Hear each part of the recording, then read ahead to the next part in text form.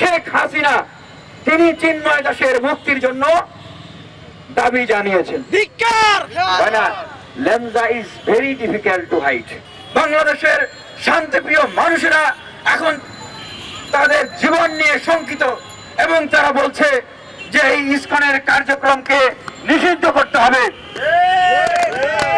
তখন আমরা দেখছি এই সরকারের উপদেষ্টা বলছে যে কোন সংস্থা নিষিদ্ধ করার বিষয়ে নাকি কোনো আলোচনা হয় নাই, কোন সংস্থা কার্যক্রম বন্ধ করার বিষয়ে নাকি কোনো আলোচনা হয় নাই। আজকে রংপুরে একটি মিটিং হয়েছে, আজকে সেই মিটিং এ এসপি সাহেবের নেতৃত্বে, যেখানে বিভিন্ন রাজনৈতিক দলের নেতৃবৃন্দরা এবং সেখানে এই হিন্দু বৌদ্ধ খ্রিস্টান ঐক্য পরিষদ, পূজা পরিষদ এবং ইসকনের প্রতিনিধিরা উপস্থিত ছিলেন। সেই মিটিং এ কি হয়েছে?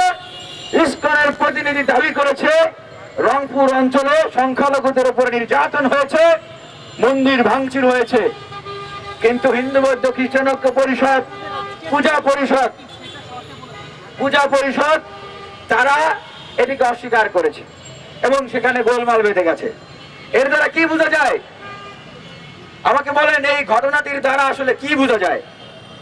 এই ঘটনাটির দ্বারা কি এটি সুস্পষ্টভাবে প্রতীয়মান হয় না যেখানে বাংলাদেশের হিন্দু সম্প্রদায়ের ভাইদেরকে বিভাজিত করা হচ্ছে এবং এই ইসকন এই সংখ্যালঘু ট্রাম্প কার্ড, নির্যাতনের ট্রাম্প কার্ড খেলে তারা বাংলাদেশে একটি সাম্প্রদায়িক সংঘাত তৈরি করার পায়তারা করছে।